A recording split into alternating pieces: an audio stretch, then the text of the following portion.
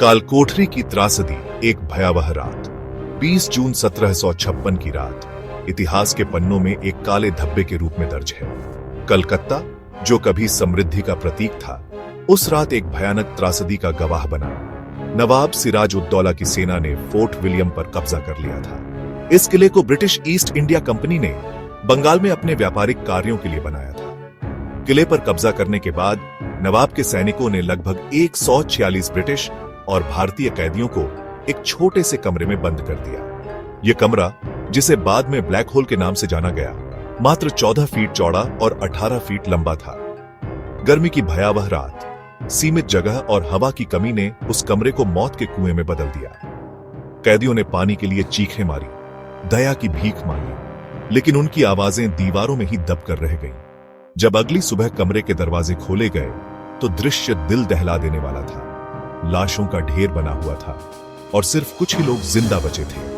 यह घटना, जिसे ब्लैक होल त्रासदी के नाम से जाना जाता है, ने ब्रिटिश मानस पर गहरी छाप छोड़ी। यह घटना ब्रिटिश साम्राज्य के क्रूर चेहरे का प्रतीक बन गई और ब्रिटिश ईस्ट इंडिया कंपनी और नवाब के बीच दुश्मनी की आग में घी का काम किया। सिराज और कंपनी टकराव का मार्ग। नवाब सिराज उद दौला एक महत्वाकांक्षी शासक थे जो बंगाल के सिंहासन पर काफी उथल पुथल के बाद आए थे। उनके शासनकाल में ब्रिटिश ईस्ट इंडिया कंपनी का प्रभाव तेजी से बढ़ रहा था।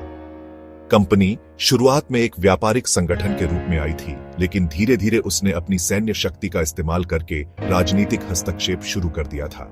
सिराज कंपनी के बढ़ते प्रभाव से चिंतित थे।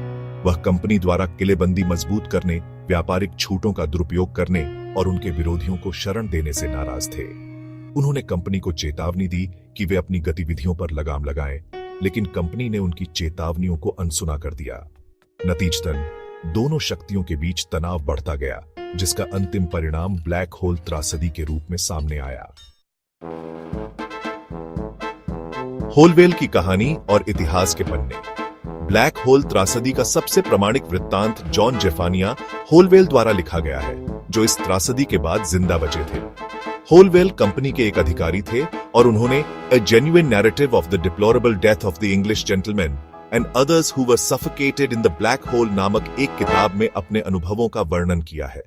होलवेल के अनुसार उस रात 146 लोगों को उस छोटे से कमरे में बंद किया गया था और सुबह होते होते सिर्फ 23 लोग जिंदा बचे थे।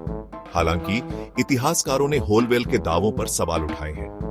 कुछ इतिहासकारों का मानना है कि होलवेल ने त्रासदी के पैमाने को बढ़ा चढ़ाकर पेश किया है ताकि ब्रिटिश जनता की सहानुभूति हासिल की जा सके और कंपनी को बंगाल में अपनी सैन्य गतिविधियों को बढ़ाने का बहाना मिल सके। स्मृति का भार और इतिहास के प्रतिबिंब। ब्लैक होल त्रासदी एक ऐसी घटना थी जिसने ब्रिटिश और भारतीय इतिहास को हमेशा के लिए बदल दिया। इस त्रासदी ने न सिर्फ ब्रिटिश साम्राज्य के क्रूर चेहरे को उजागर किया, बल्कि यह भी दिखाया कि कैसे एक व्यापारिक कंपनी अपने स्वार्थ के लिए कितनी नीच से नीच हरकत कर सकती है। इस त्रासदी ने भारतीय राष्ट्रवाद को भी हवा दी और ब्रिटिश शासन के खिलाफ संघर्ष को तीव्र करने में महत्वपूर्ण भूमिका निभाई। आज ब्लैक होल त्रासदी को एक स्मारक के रूप में याद किया जाता है, जो हमें अतीत की भूलों से सीखने और सहिष्णुता और मानवता के मूल्यों को बढ़ावा देने की याद दिलाता है। यह स्मारक हमें यह भी याद दिलाता है कि हमें सत्ता के दुरुपयोग के खिलाफ सतर्क रहना चाहिए और यह सुनिश्चित करना चाहिए कि ऐसी त्रासदी फिर कभी न हो।